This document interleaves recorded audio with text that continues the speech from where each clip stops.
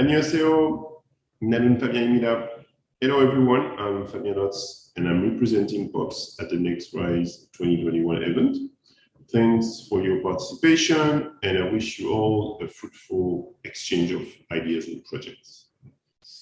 Before getting into the main subject, little information about myself to set up the context. I've been living in Vietnam since 2000, came as a student and saw the country development going by leaps and bounds since. I have been in various roles, including production, platform evangelization, and app development since 2007. This is a very exciting time to be in Vietnam, and even more exciting to be in entertainment and content management business. I've been at POPs for the past 5 years, and I have seen the company taking a new step into its regional journey. So the POPs journey started in 2008 in digital music and rapidly expanded to digital entertainment at large, moving from MP3 streaming to video streaming in 2010, adding new verticals like general entertainment, news, and kids content from 2012 to 2015, as it upgraded more video content. Content production also started allowing development of series that would become well-known IPs like Manager Lab, famous educational live stream series in Vietnamese. In parallel, several services and products were developed in order to increase reach and facilitate a meaningful conversation between brands and consumers. Because our main business can be defined as AVOD, advertised-based video on demand.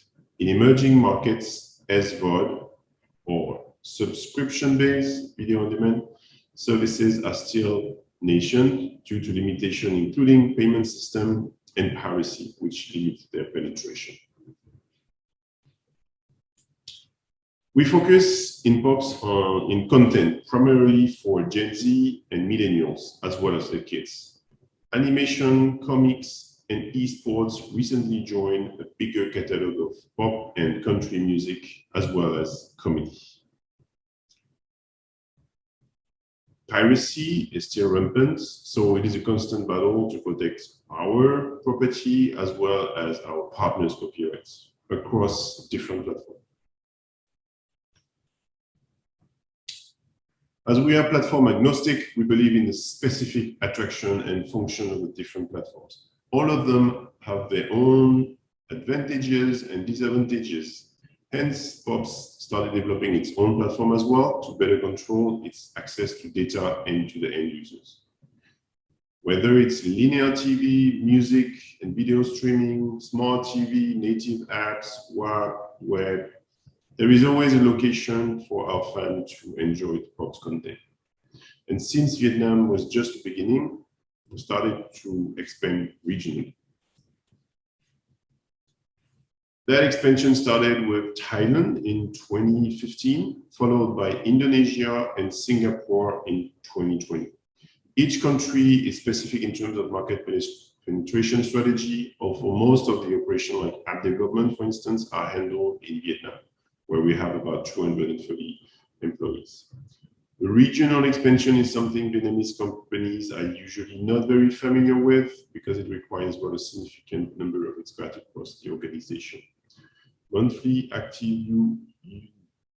unique viewers is now reaching about 78 million, and we are reaching about 4 billion views a month.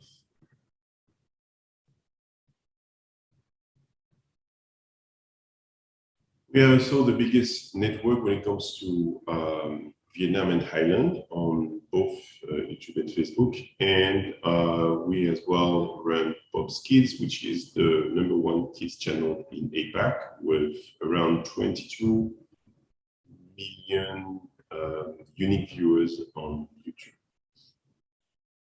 So in our ecosystem, there are 3 main players, as you can see on the slide. First and foremost are the artists and the content partners who want to reach the right audience, protect their IPs, and be able to monetize. So they can come in various size and type. from singers, that was our original artists, to TV stations, to comedians,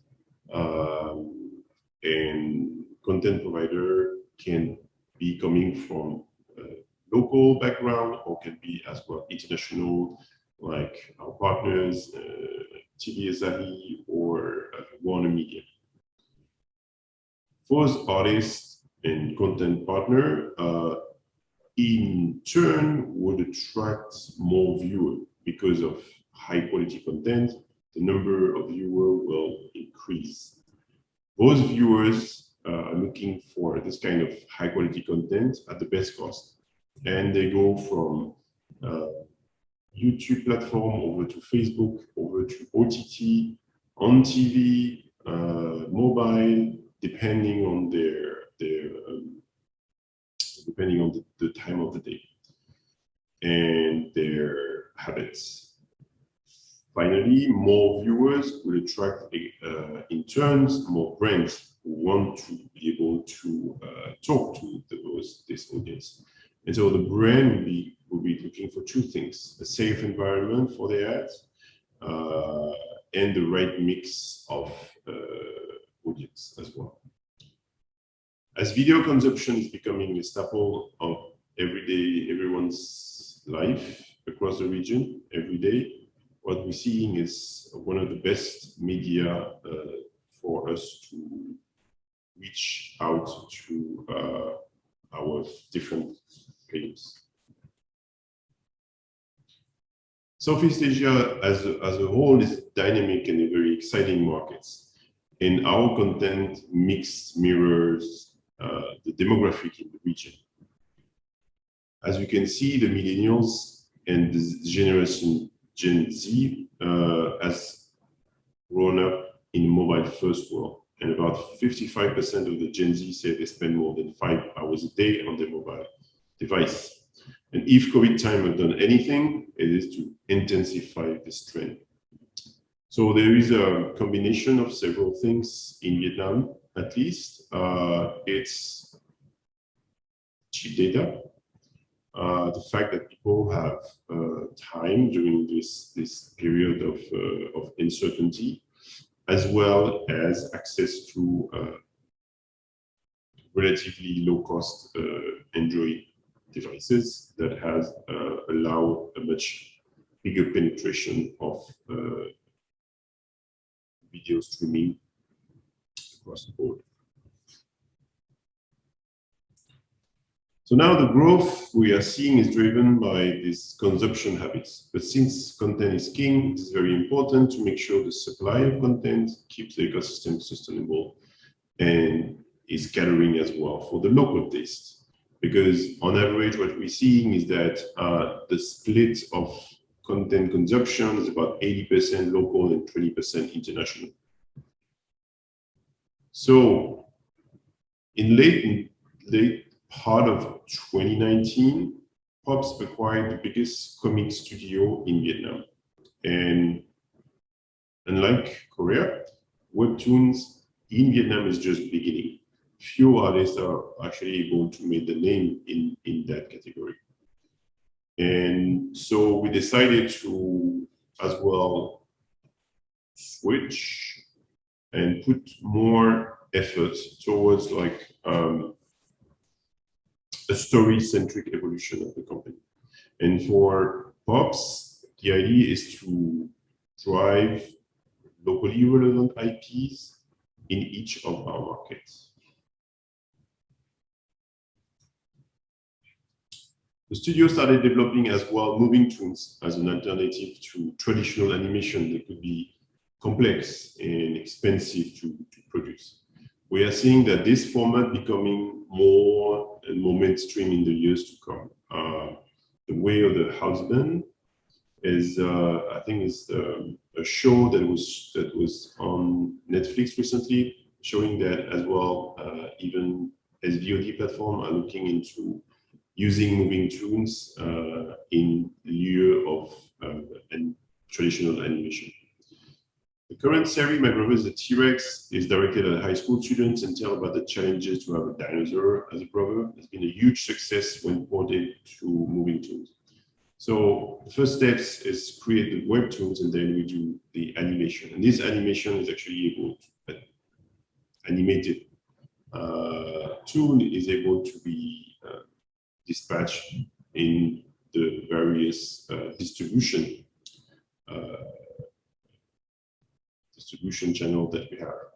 So, for example, this one has reached about like 3.5 million views in Vietnam alone, and we're planning to be able to localize that content for in English for external consumption. Another example here is from webtoons into live action. So with POP's production capacity, we've been able to develop some of those webtoons, the ones that are like closest to, let's say, reality, to be turned into web series at an affordable cost, without too much effort on that one, and being like distributed on Facebook, YouTube, and our own platform as well.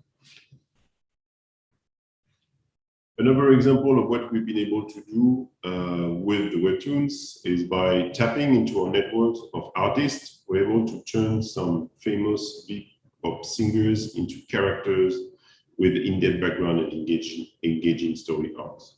So here, for example, this is Tung MTP, known as the Prince of P-pop, often compared to G-Dragon. And he has become the main character in a historical saga set in feudal Vietnam. And so this as well has been done with other type of artists and esports team. So we have another story using esport team members and retracing their journey through their most popular games. So we're seeing that music, esports, and entertainment are bringing new story all together on different formats, moving from potentially like webtoons to moving toons, or from esports over to webtoons and moving toons. So here we're seeing that the opportunities for IP development and merchandising are extremely interesting. Even if like Vietnam, as I mentioned, is a nation market when it comes to merchandising, it's still starting to become an important part of everyday's life, especially because we are seeing that people are starting to spend more and more time on e-commerce platforms.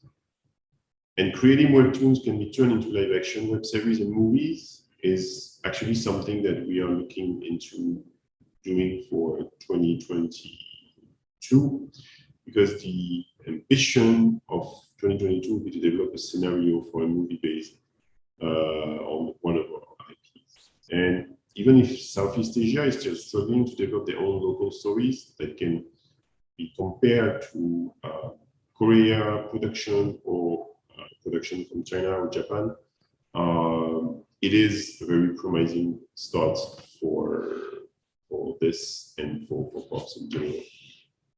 So thanks everyone for your attention.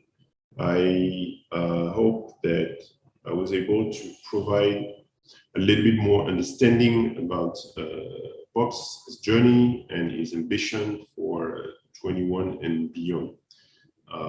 It's been a pleasure being the presenter for this session, and I hope to meet you in person in the coming month and years. Thanks and bye.